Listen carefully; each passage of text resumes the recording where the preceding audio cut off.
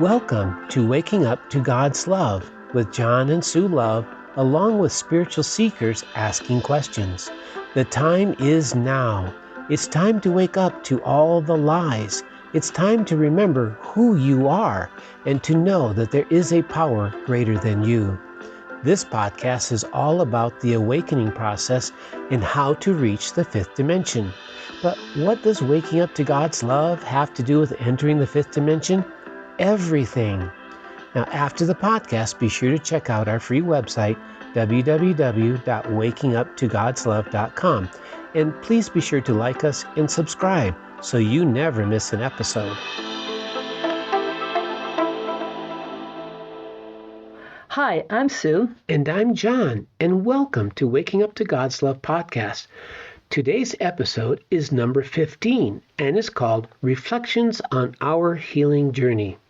Now, in the last two episodes, number 13, Our Healing Journey, and number 14, The 5 Steps to Healing, we've been talking about our own personal healing journey of narcissism, with me being the narcissist and Sue being the enabler. Today we'll be talking about our reflections from doing our healing journey. We'll be sharing our realizations, what we have learned, and what we were able to let go. Sometimes it's important to step back, relax, and integrate everything you are healing. Yeah. So God asked us to take a week off to help Sue celebrate her birthday and give us both some time to integrate our healing. Yes, we were getting overwhelmed. Yeah. Now, as Sue just mentioned, we are taking a week off from sharing the rest of the 5 steps to healing, and we'll reflect on our healing journey and share those reflections with you. One of the most profound realizations of this healing journey is how true the saying is, know the truth, and the truth will set you free. Also, as we mentioned in an earlier podcast, when God told us that I was a narcissist, I sat down and said, oh shit. The reason behind that is that I've been trying to heal many of these behaviors using Bible breathwork and other healing modalities with limited or temporary success, and I could not understand why. It was deeply frustrating for me. Once I learned about narcissism, everything finally made sense. That is why Sue and I say it was like a light bulb went on. I finally understood that the reason I was not able to heal these behaviors is because they were connected to the bigger dynamic of narcissism that needed to be addressed. You see, the dynamic of narcissism includes both narcissist and enabler. God has shared that if we don't heal both sides, then the behaviors will come back. I was trying to heal the narcissist side, but Sue and I did not recognize the enabler side. God said, we created this dysfunctional pattern together and can only heal it together. Both sides need to be healed for it to go away. The other piece that finally fell into place was the deep programming into the subconscious that was causing these behaviors to be so firmly entrenched into my habitual response as I operated my life on autopilot. Since learning about narcissism, we both have been doing Bible breathwork sessions on ourselves in addition to keeping up with the weekly podcast. That is why it was getting so overwhelming for us. Yeah. You see, many of our sessions have been profound and involved significant integration afterwards. Also, we've been blessed to have received some amazing messages from God, both during and after our Bible breathwork sessions. As for me, the process of healing the many narcissistic behaviors, beliefs, and patterns has been amazing. I am pleased to report that I have been experiencing some wonderful healings, and both Sue and I have been very pleased with the progress I've been making in changing those dysfunctional behaviors. It has been an interesting journey as we both have wrestled with how deeply these behaviors, patterns, and beliefs were programmed into the subconscious. At times, this process has been exhausting because the narcissistic behaviors are so automatic due to the deep programming. It takes a tremendous amount of conscious effort at times to override the programs and to choose a behavior other than the conditioned response from the past. We tend to spend most of our lives running on autopilot, thus responding to each situation in the familiar, previously conditioned automatic behavior. It requires effort to remain conscious and reprogram ourselves as we go through the day. There have been times that I have found this to be absolutely exhausting. That being said, it is so worth the effort, and we both are pleased with how our relationship has benefited. I am rarely getting triggered now, and when I am triggered, I am able to catch myself much quicker and consciously choose to examine the situation and my response so I can avoid reacting in the hurtful way that I used to.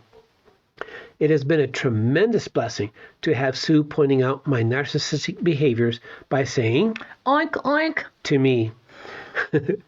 I have to admit that many of these behaviors were so deeply programmed into my subconscious that I had difficulty recognizing them as narcissistic when Sue said, "Oink, oink."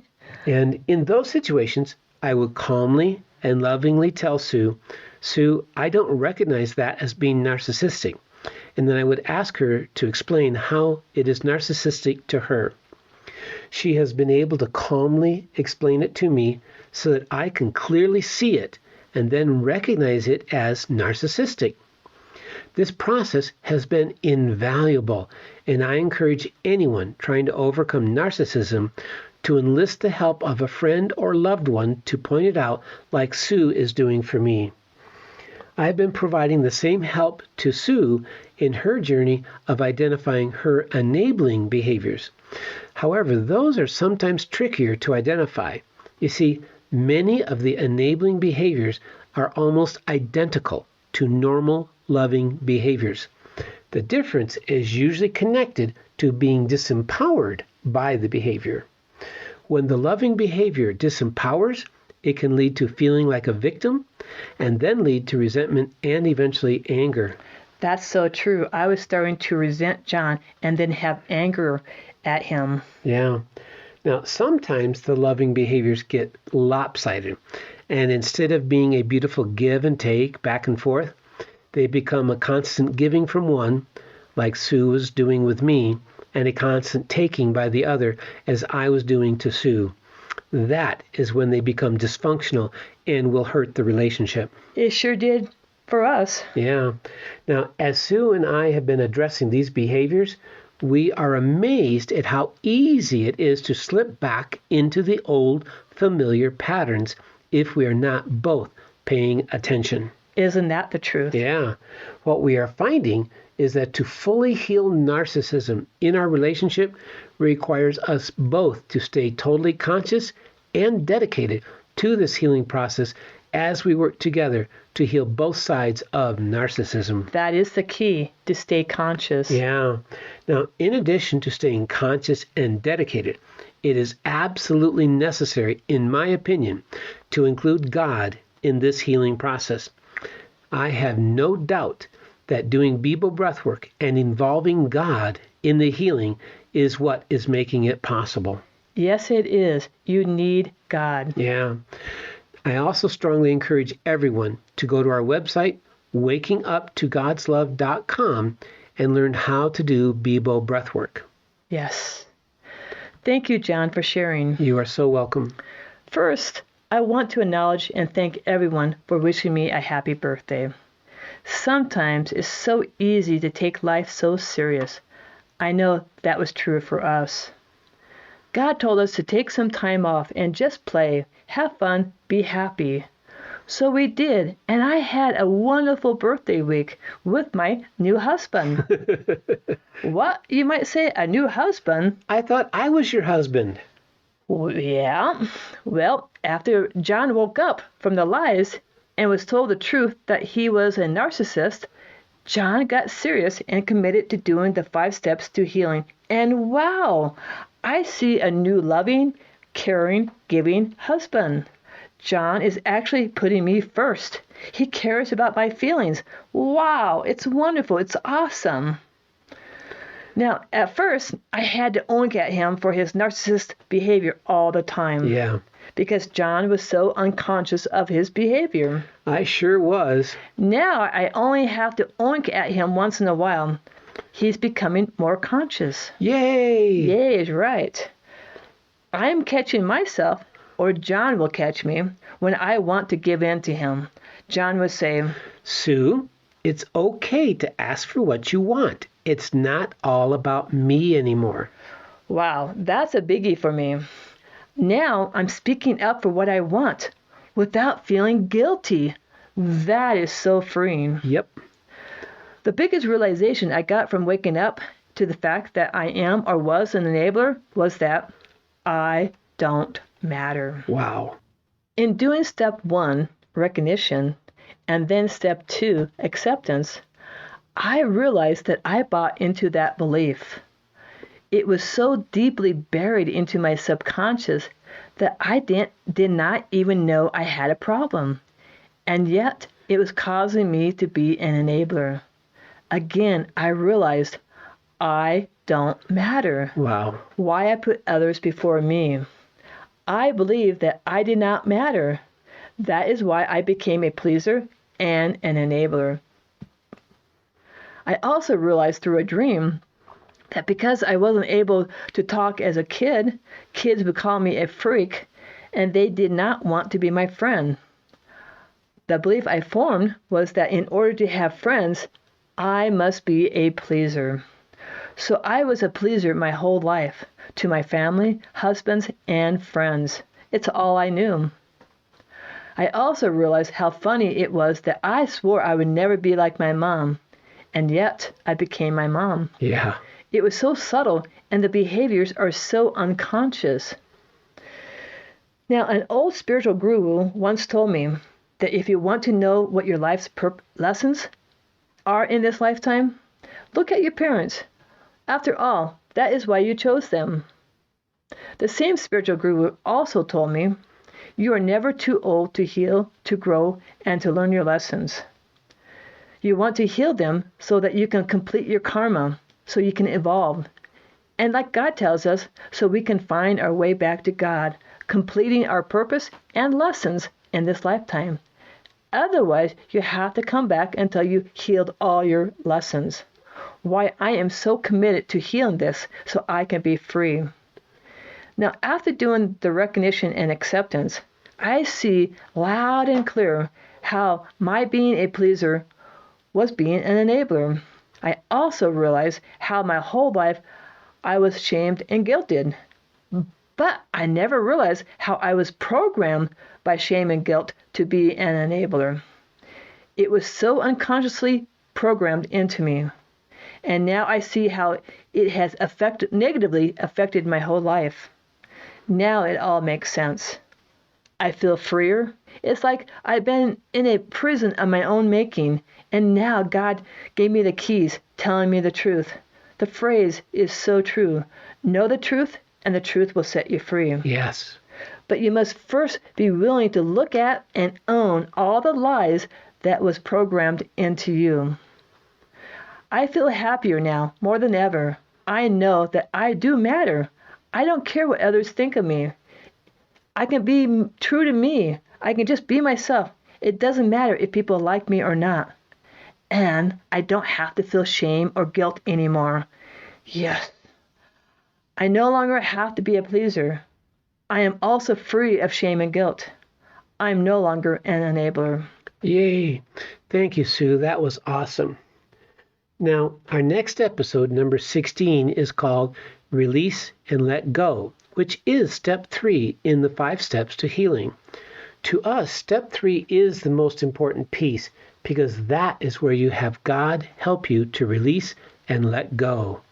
Remember, it is God that does the healing.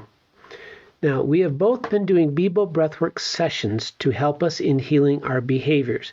and we are creating video demonstrations of several of those sessions to show how to do Bibo breathwork on narcissism.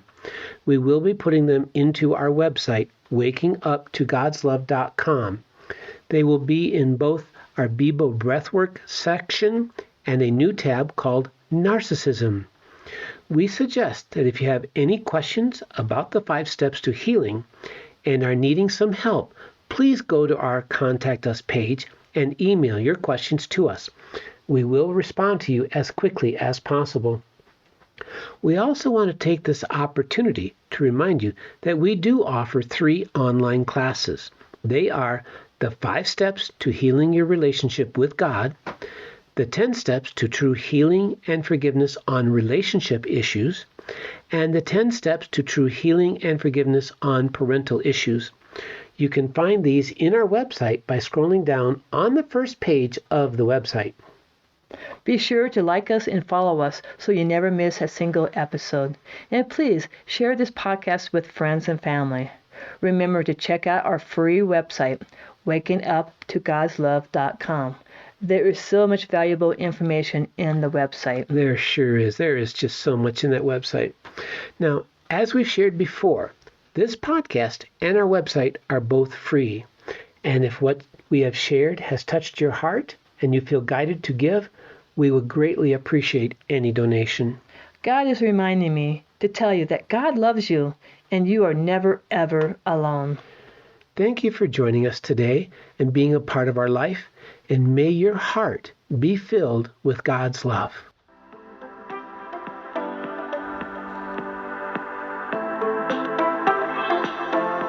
We hope you have enjoyed our podcast today. Please be sure to go to our free website and check out everything that Waking Up to God's Love has to offer.